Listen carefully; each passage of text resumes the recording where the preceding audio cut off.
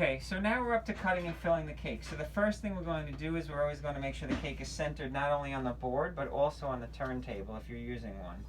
We're going to make sure that spins freely.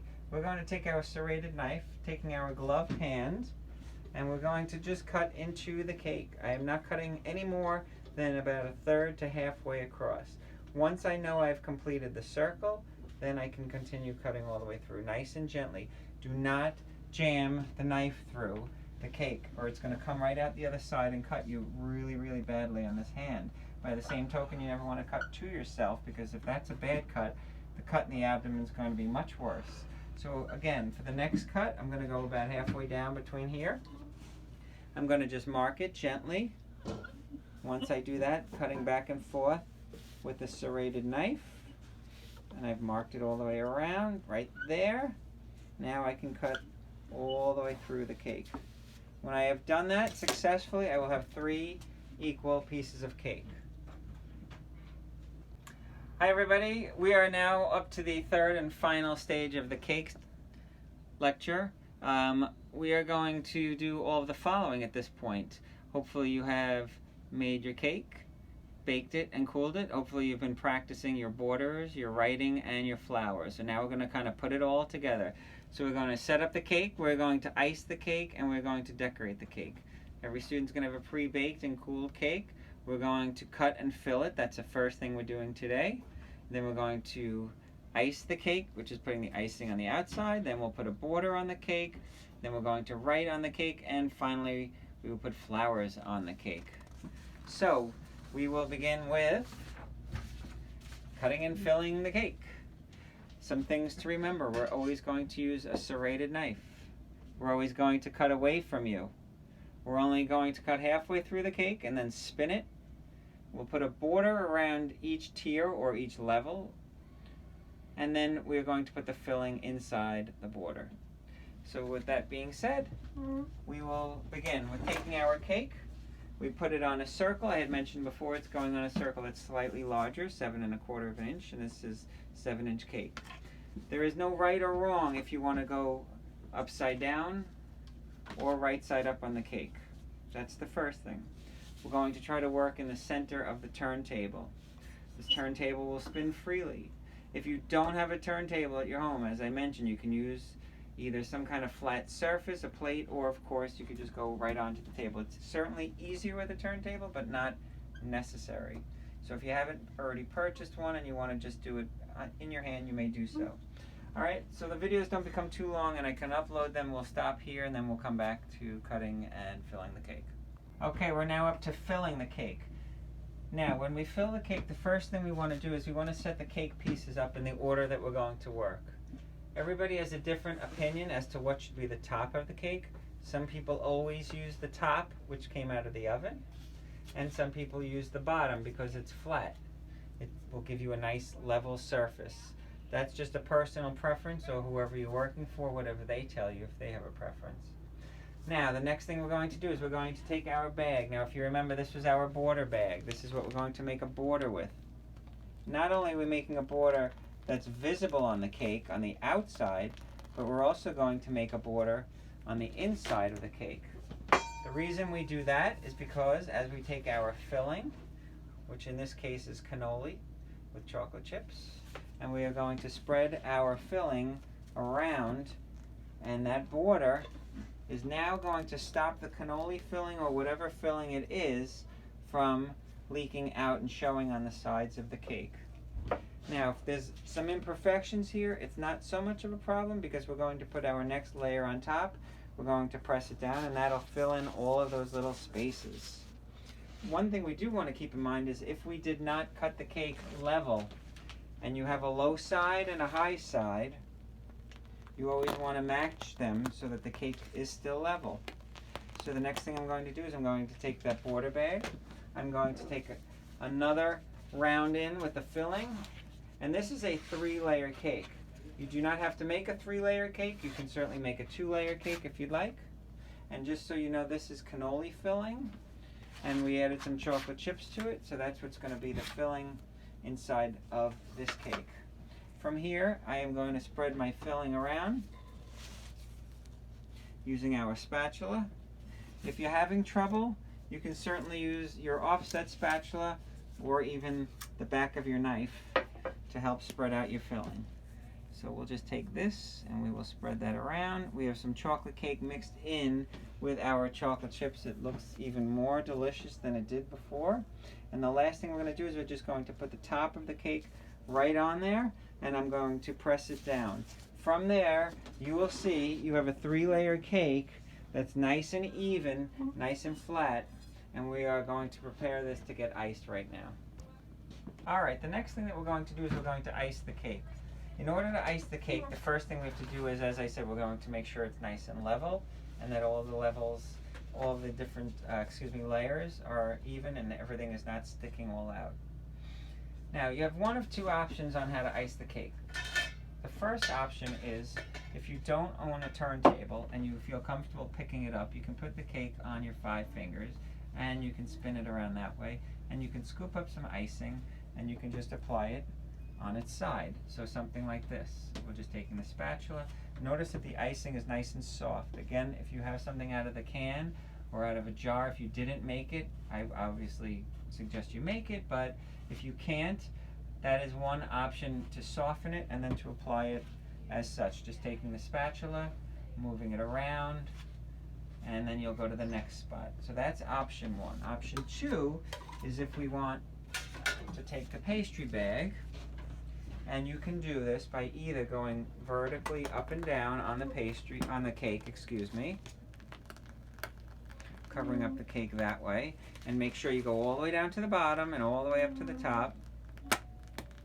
Or, if you prefer to go around, you can go around the cake that way, whichever is easier for you. And again, you're going to go a little bit higher than the cake. You want to make sure that this styrofoam and all little bits are covered. If you don't have a styrofoam to work with, because you're working at home and most of us might not have that, what you'd want to do is just ice out further than the cake. Don't ice right to the cake, ice out that 1/4 of an inch. Okay, we're going to put some extra icing here on the top, so we have plenty of icing, and then again just make sure that you have some icing covering the bottom as well. From there, we're going to put 1 shot right on the top of the cake, and now we are ready to smooth it out using our spatula. Okay, so now we're at the point where we're going to smooth out the icing. So I like to use this spatula. This is a straight edge spatula. You can use an offset or a straight edge. We're always going to use the first 1/4 or 1/3 of the spatula only. Do not hold the spatula at the end, and don't try to use the whole spatula or the cake's going to fight you the whole way around. Just like if you play baseball, you want to choke up on the bat, you want to do the same thing on the spatula. You're going to choke up on the spatula, get right towards the metal where it is. Okay, we're going to use our hand, and we're going to use only about the first 1/4 or 1/3 of the spatula. And when we do this, I like to start from the top and just gently push this icing all the way around so it's covering the cake.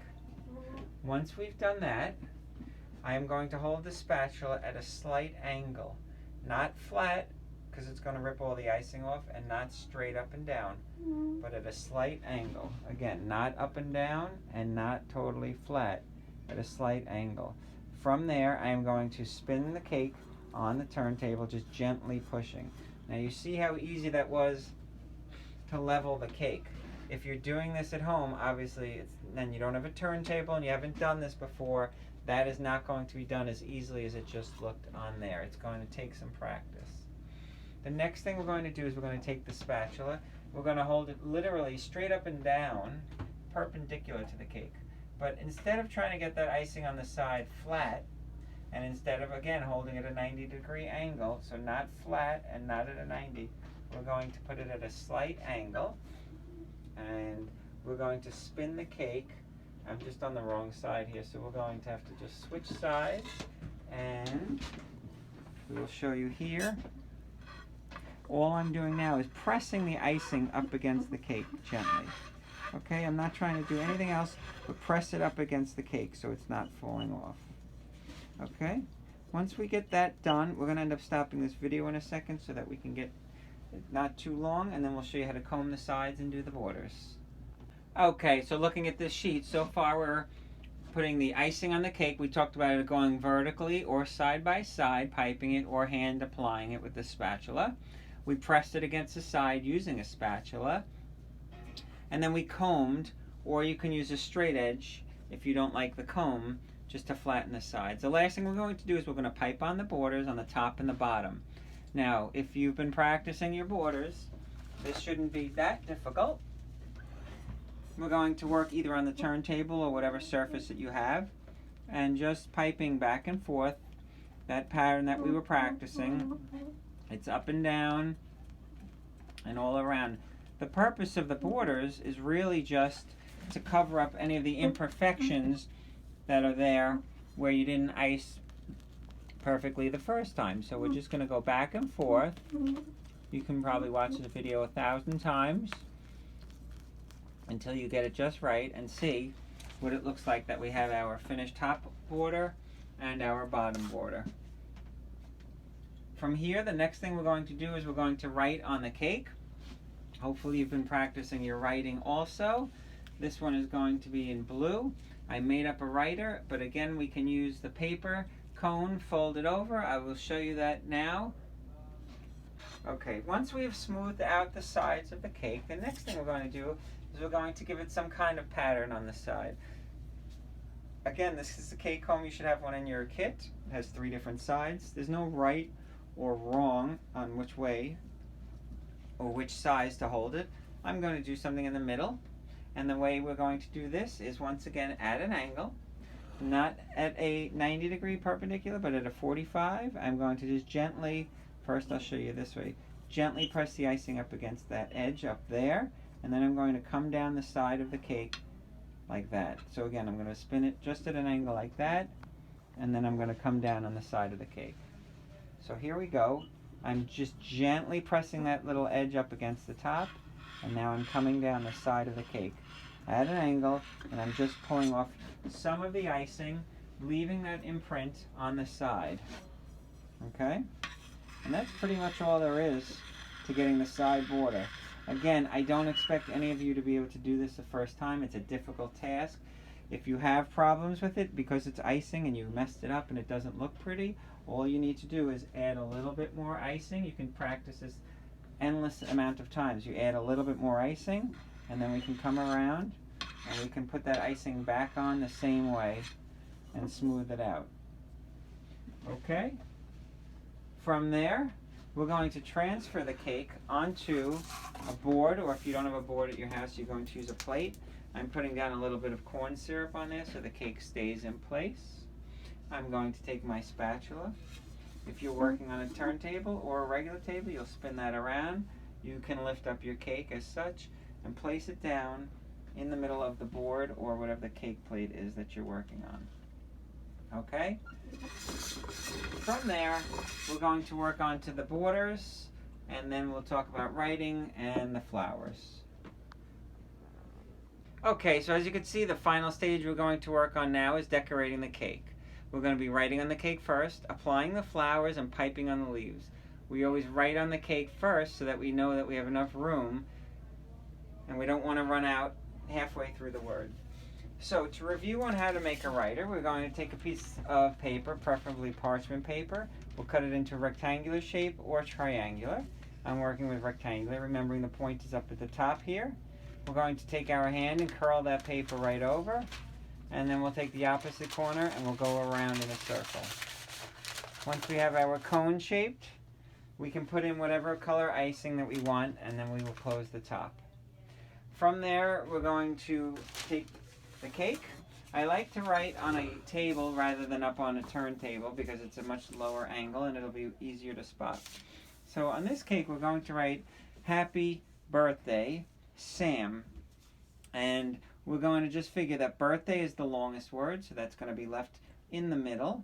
And then we will have Sam on the bottom and Happy on the top. It's a good idea to try to prepare where you're going to be writing everything so that you don't run out of room. If we needed a number, in this case it's going to be 16, we can leave room for that also after we do most of the writing.